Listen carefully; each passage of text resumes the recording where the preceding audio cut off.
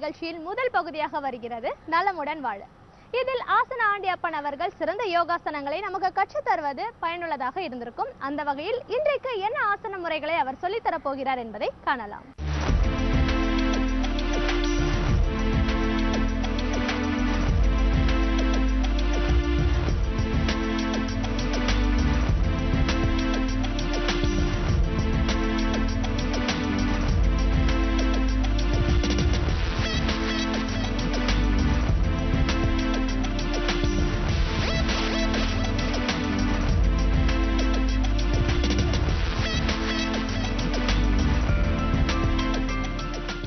என் இனிய உலகத் தமிழ் மக்களே, தாய்மார்களே, பெரியோர்களே, சிறார்களே, அருமைச் சீடர்களே, யோக நண்பர்களே, உங்கள் அனைவருக்கும் என் இனிய காலை வணக்கம்.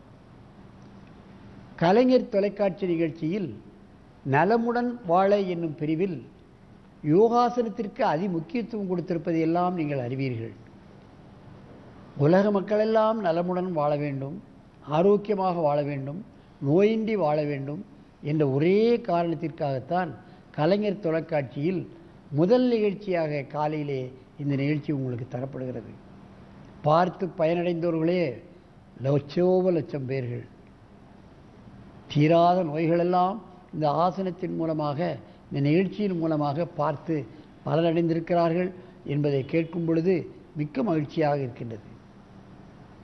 அந்த நிலையில் இன்றைக்கு பாருங்கள், நமது அரங்கிற்கு கல்கி அரங்கநாதன் பப்ளிக் பள்ளியில் இருந்து 2 மாணவிகள் இங்கே வந்திருக்கிறார்கள். அவர்கள் இப்பொழுது சாய்வாசனத்தை செய்ய போகிறார்கள். அவர்கள் இப்பொழுது சாய்வாசனம். என் அருமை மாணவிகளே, 2 பேரும் காலை நேராக நீட்டுங்கள். கையை முதுகு பக்கம் தள்ளி தரையிலே வைத்துக் கொள்ளுங்கள். எவ்வளவு முதுகையும் இடுப்பையும் உயரமாக தூக்க முடியுமோ அவ்வளவு உயரம் நீங்கள் தூக்க வேண்டும். தலையை பின்னால் போட வேண்டும். தூக்குங்கள், பார்க்கலாம். கால் ஸ்ட்ரெயிட்டாக இருக்கணும். கால் மடங்கி இருக்கு, அப்படி பாருங்கள். கை பலம் பெறுகிறது, புஜபலம் ஏற்படுகிறது, மார்பகம் பெறுகின்றது. இடுப்பு மேலே தூக்கப்படுகின்ற காரணத்தினால் இடுப்பிலே ஏற்படக்கூடிய பல்வேறு பிரச்சனைகள், L4 L5 இவைகளிலே ஏற்படக்கூடிய பிரச்சனைகள், கழுத்திலே ஏற்படக்கூடிய ஸ்பாண்டிலேசிஸ் இவைகளெல்லாம் இந்த ஆசனம் செய்தாலே சரியாகும். இடுப்பை நல்ல தூக்கு மேலே, தலைக்களை கூட மெதுவாக கீழே இறக்குங்க. தொடையிலே கையை வைத்து கொண்டு தொடையிலே கையை வைத்து மூச்சு இழுங்கள். நல்ல சத்தமாக மூச்சு இழு. சத்தமே வரமாட்டேங்க மூச்சு இழுக்குது.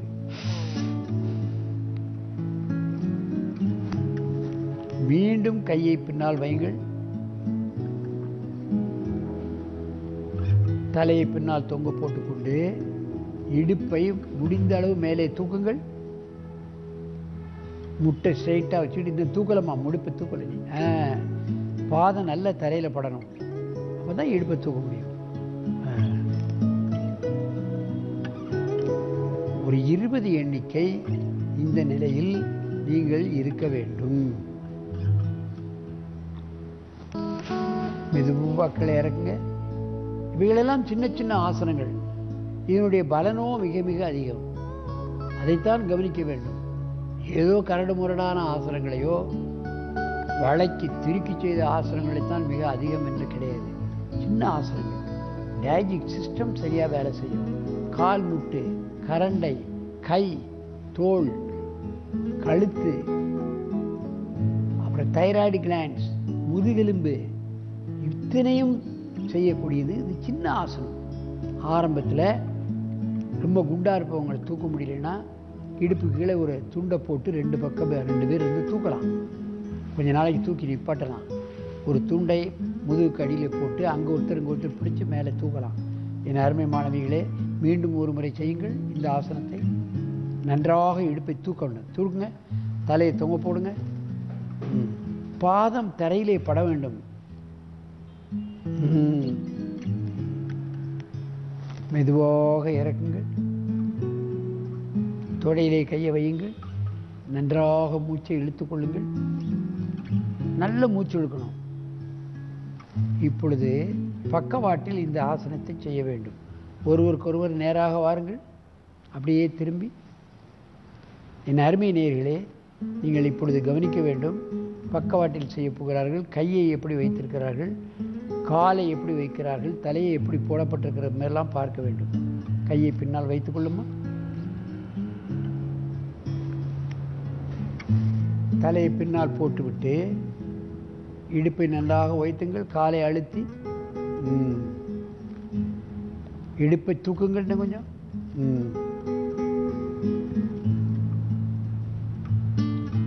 சாய்வாசனம். இது எளிமையான ஆசனம், தலை போடு. ஆனால் இதனுடைய பலன்களோ மிக மிக அதிகம். வயிற்று பகுதியை ஜீரணக்கருவிகள் கூட சரி பண்ணும். L4 L5 சில பேருக்கு பல்ஜிங்பாங்க, டிஸ்க் பரலைப்பாங்க. இந்த ஆசனத்தை ஒரு 10 தடவை காலை, மத்தியானம், சாயங்காலம் 3 வேளையும் பண்ணணும்.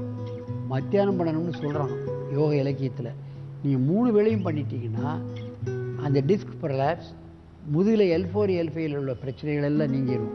ஸ்பாண்டிலைசிஸ் நீங்கிடும்.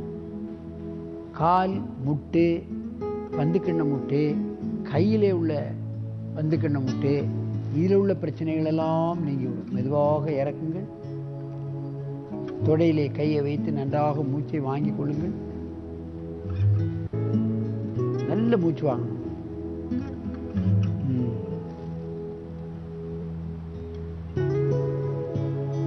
மீண்டும் கையை பின்னால் வைத்துக் கொள்ளுங்கள். மீண்டும் ஒரு முறை செய்யுங்கள். மெதுவாக செய்யுங்கள். தூக்குங்க.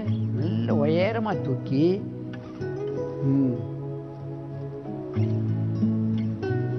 தைராய்டு சம்பந்தப்பட்ட பிரச்சனைகள் எல்லாம் நீங்கிவிடும். கழுத்து நன்றாக தொங்க போடும் பொழுது குரல் வளையிலே ஏற்படக்கூடிய பிரச்சனைகள், தைராய்டு சம்பந்தப்பட்ட பிரச்சனைகள், கழுத்திலே ஏற்படக்கூடிய L4 L5, இவங்களுள்ள இந்த கழுத்தில் ஸ்பாண்டிலைசிஸ் ஒரு கழுத்தில் எலும்புக்கு அதனுடைய பிரச்சனைகள், முதுகெலும்பில் L4 L5 உள்ள பிரச்சனைகள் எல்லாம் நீக்கிவிடும். மெதுவாக இறக்குங்கள். நேராக வந்து பத்மாசனத்தில் அமருங்கள். என் அருமை பெரியோர்களே, தாய்மார்களே, இவைகளெல்லாம் சின்ன சின்ன ஆசனங்கள். முதுகிலே வலி வந்து விட்டால் உடனே ஆஸ்பத்திரிக்கு போவாங்க, எக்ஸ்ரே எடுப்பாங்க, ஸ்கேன் எடுப்பாங்க. அதில் முதுகுத்தண்டு விலகி விட்டது, பல்ஜிங் ஆகிவிட்டது, அதை எடுத்து விட்டு பிளாஸ்டிக் தான் வைக்கணுமாங்க. அங்கே முதுகெலும்பில் எந்த ஆப்ரேஷனும் செய்யக்கூடாது. யோக சாஸ்திரத்தில் அங்கே தான் சுழுமுனை இருக்குது. முதுகெலும்பின் அடிப்பாகத்தில் தான் சுழுமுனை இருக்குது. அதிலே தான் அத்தனை 72,000 நாடி நரம்புகளும் வந்து கூடுகின்றன. கண்ணுக்கு தெரியாத சின்ன சின்ன நரம்புகளெல்லாம், இரத்த நாளங்களெல்லாம் இருக்கின்றன. அதில் லேசாக காயப்பட்டு விட்டால் காலுக்கு போகக்கூடிய பிளட் சர்க்குலேஷன் குறைந்து காலை தூக்கி நடக்க முடியாத நிலையிலெல்லாம் இன்றைக்கு முதுகிலே ஆப்ரேஷன் பண்ணுறவங்களுக்கு ஏற்பட்டிருக்கின்றது. ஆகவே அந்த நிலைக்கெல்லாம் நாம் தள்ளப்பட வேண்டாமல் இருக்க வேண்டும் என்று சொன்னால் முதுகிலே ஆப்ரேஷன் பண்ணக்கூடாது. இது போன்ற சின்ன ஆசனங்களை பழகி நாம் அந்த முதுகெலும்பை சரி செய்து கொள்ளலாம் என்பதை இந்த நேரத்திலே நான் உங்களுக்கு வலியுறுத்தி சொல்லிக்கொள்ள விரும்புகின்றேன். ஆகவே என் அருமை பெரியோர்களே, நீங்கள் எவ்வளவு குண்டானாலும் சரி, வயோதிகர்களானாலும் சரி, ஒல்லியாக இருந்தாலும் சரி, இது போன்ற ஆசனங்களை பழகி நீங்கள் என்றும் நோயின்றி 100 ஆண்டு வாழ வேண்டும் என்று கேட்டு உங்களிடமிருந்து விடைபெறுவது ஆசன ஆண்டியப்பன். வணக்கம்.